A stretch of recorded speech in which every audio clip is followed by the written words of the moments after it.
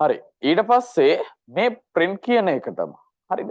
දැන් අපි කලින් ප්‍රෝග්‍රෑම් එකේදී print එක යටතේ string එකක් නේ ලිව්වේ.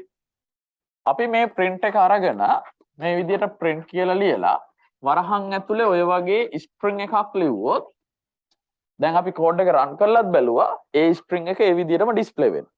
හරිනේ? ඊළඟට අපිට ඕනේ නම් පුළුවන් print එක ඇතුලේ ඔය වගේ ඉලක්කමක් ලියන්නත් පුළුවන්. හරිද? ඉලක්කමක් ලියන්නත් පුළුවන්. එතකොට ඒ ඉලක්කම් කියන ඒවා අපි ඩබල් කෝට්ස් ඇතුලේ හෝ සිංගල් කෝට්ස් ඇතුලේ නෙවෙයි ලියන්නේ. මොකද එතන තියෙන වැලියු එකක් නේ. වටිනාකමක් නේ තියෙන්නේ. හරිද? අගයක් නේ තියෙන්නේ. දැන් ඔය Python වල අපි ඉස්සරහට ඉගෙන ගන්නවා data types දත්ත වර්ග කියන. එතකොට ප්‍රධාන වශයෙන් අපි කතා කරන දත්ත වර්ග තුනක් තියෙනවා. හරිද? දැන් අපි ගමුකෝ මෙන්න මේ වගේ අර කලින් ලිව්වේ නේද? ඔය වගේ මේ මැසේජ් එකක් හිතන්න. අපි සාමාන්‍ය ටෙක්ස්ට් කියනවා නේද? ඒ ටෙක්ස්ට් වර්ගයේ ඒවා අපි සලකන්නේ ඒ වගේ data type එක දත්ත වර්ගය අපි කියනවා string කියලා. හරිද? ඒක string වර්ගයේ දත්තයක්. ඊළඟට මම ලිව්වොත් එහෙනම් මේ වගේ පූර්ණ සංඛ්‍යාවක් ඒක ධන වෙන්න පුළුවන් ඍණ වෙන්න පුළුවන් ඍණ 50 කියලා හිතන්න. මේ වගේ ඒවට අපි කියනවා integer කෙටි කරලා int. integer කියලා කියන්නේ නිකිල සංඛ්‍යා. නිකිලයක් කියලා කියන්නේ ධන හෝ ඍණ පූර්ණ සංඛ්‍යානේ. එහෙනම් මේ තියෙන int එකක්. මේ තියෙන int එකක්. හරිද? ඒ වගේමයි මම මේ වගේ නම්බර් එකක් ලිව්වොත් එහෙනම් 3.56. ඒක ධන වෙන්න පුළුවන්. ඒ වගේම ඒක ඍණ වෙන්නත් පුළුවන්. හරිද? මේ දශම සංඛ්‍යා ඒ වගේ data type එක දත්ත වර්ගය අපි කියන එක float එකක්. හරිද? එහෙනම් මේ තියෙන float වර්ගයේ දත්තයක්. floating point numbers.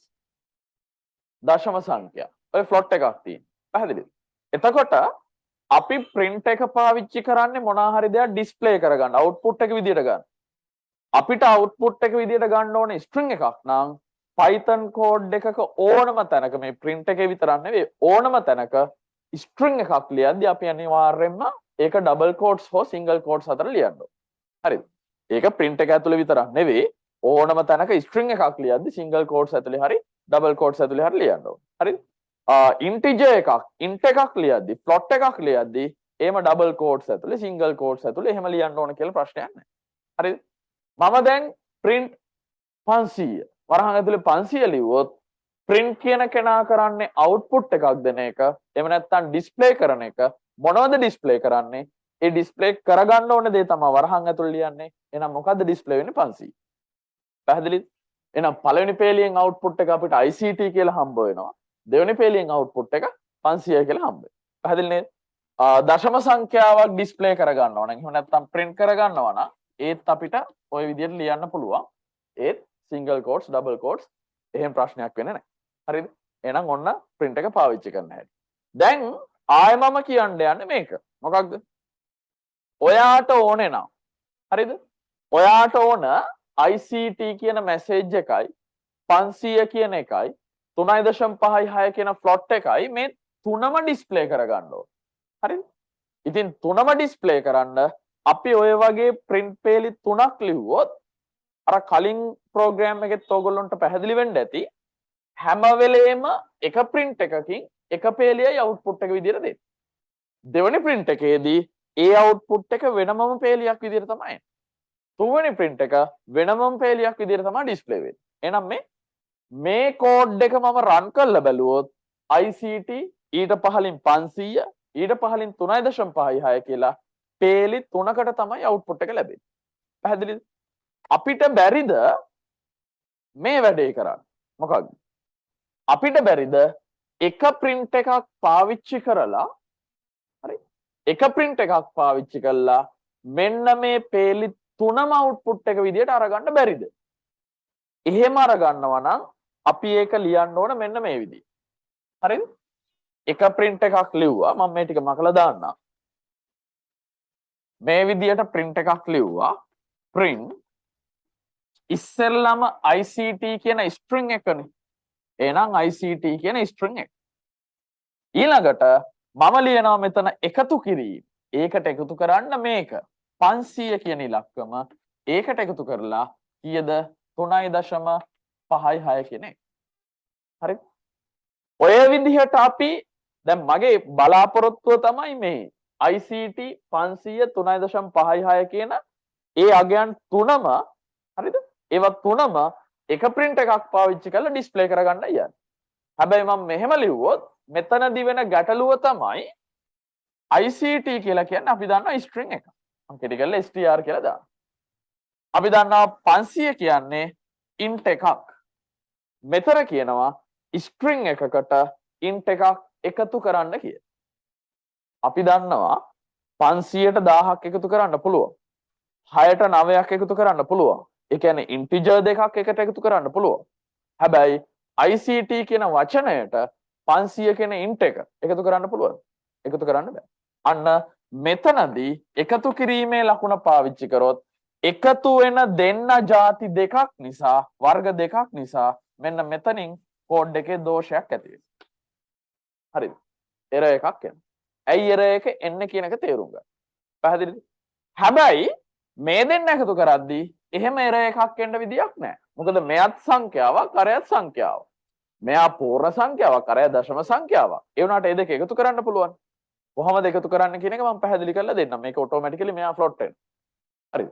එහෙම වෙලා එකතු වෙනවා. ඔක් ගැල්ලුවක් නැහැ. එතකොට මේ විදියට අපිට එකතු කරන්න බෑ. මෙයා string, මෙයා int. එහෙම නැත්නම් මෙයා string, අරයා float. string එකකට float එකක්වත්, string එකට int එකක්වත් එහෙම එකතු කරන්න බෑ. ඒ නිසා මේ පෙළියෙන් error එකක් එනවා. පැහැදිලිද? ඔයාට ඕනෙම නම් මෙන්න මේ ICT 500 3.56 ඔය ටික එකම print එකක් පාවිච්චි කරලා display කරන්න ඕගොල්ලෝ මෙතන ලියන්න ඕන එකතු කිරීමේ ලකුණ නෙවෙයි කමාවයි ලියන්න ඕන. මේවා කමා දදා තමයි වෙන් කරන්නේ. මං ඉස්සෙල්ලා error එක එන තැනත් වැරදි විදියත් පැහැදිලි කරනවා. හරිද? ඒකට වරදින්නේ නැහැ. ওই විදිහට කමාව දාලා ලියන්න ඕන. හරිද? මං ඕක මේ කම්පියුටර් එකේ කෝඩ් කරලා පෙන්නන්නම්. ස්ක්‍රීන් එක ෂෙයා කරලා. හරි? කෝඩ් කරලා පෙන්නුවොත් එහෙම මම මෙතන print එකක් ලියලා මං ඉස්සෙල්ලාම ICT කියන string එක ලියනවා. දැන් අර කලින් කිව්වා string එකක් ලියද්දි අපිට කැමති විදියකට single quotes හරි double quotes හරි පාවිච්චි කරන්න පුළුවන්. ඊට පස්සේ තව string තව print එකක් දාලා මං එතන ලියනවා 500යි කියන. අවසානයේ තවත් print එකක් දාලා මං එතන ලියනවා 3.75 කියලා. මොකක් හරි දශම සංඛ්‍යාවක් නේ ඕන. කෝඩ් එක සේව් කරලා මේ සේව් කරගත්ත කෝඩ් එක මම කමාන්ඩ් එක හරහා රන් කරලා බැලුවොත් අපිට පේනවා ICT ඊළඟට 500 කියන ඉලක්කම 3.75 කියන අගය මේ තුන පේලි තුනකට තමයි ඩිස්ප්ලේ වෙන්නේ අපි මෙතන print ඒවා තුනක් පාවිච්චි කරපු නිසා. ඊළඟට අවසාන print එක මකලා දාලා දෙවෙනි print එකත් මකන්නම්.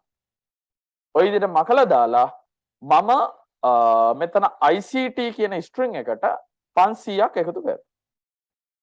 දැන් කලින් පැහැදිලි කරා වගේ මේ පේලියෙන් error එකක් එහෙම නැත්නම් දෝෂයක් පෙන්වන්න ඕන. මොකද ICT කියන්නේ string එකක් 500 කියන්නේ int එකක් string එකකට int එකක් එකතු කරන්න බෑ. කෝඩ් එක සේව් කරලා මම මේක රන් කරලා පෙන්නන්නම්. පෙන්නවා කිව්වා වගේම ඔයාලට පේනවා ඇති මෙතන දෝෂ පණිවිඩයක් පෙන්වනවා. can't convert int object to str string වලට හරවන්න බෑ. පැහැදිලිද? ඒත් එක්ක මෙතන ඕනනම් අපි 3.75 float එකක් ලියලා බලමු. එහෙම රන් කරත් ඔයාලට පේනවා ඇති ඒ වෙලාවටත් error එකක් හම්බ වෙනවා. string එකට දශම සංඛ්‍යාවක් හෝ පූර්ණ සංඛ්‍යාවක් එකතු කරන්න බැරි නිසා. ඉතින් මේ මම කිව්වා වගේ ඔයාට ඕනනම් මේ වර්ග කීපයම එකම print එකකින් print කරන්න ඔයා මේ වර්ග කීපය වෙන් කරන්න ඕන මේ විදියට කමාව දාන්න. දැන් කෝඩ් එක සේව් කරලා මේක රන් කරලා බැලුවොත් ඔයාට පේනවා ඇති output එක මේ විදියට ලැබිලා තියෙනවා. හරිද? ලැබෙන්නේ පළවෙනි කොටස හිස්තැනක් දෙවෙනි කොටස හිස්තැනක් තුන්වෙනි කොටස විදිහට මේ බලන්න. ICT ඊළඟට හිස්තැනක් ඊට පස්සේ දෙවෙනි එක. ඒ විදිහට තමයි print එක. හරිද?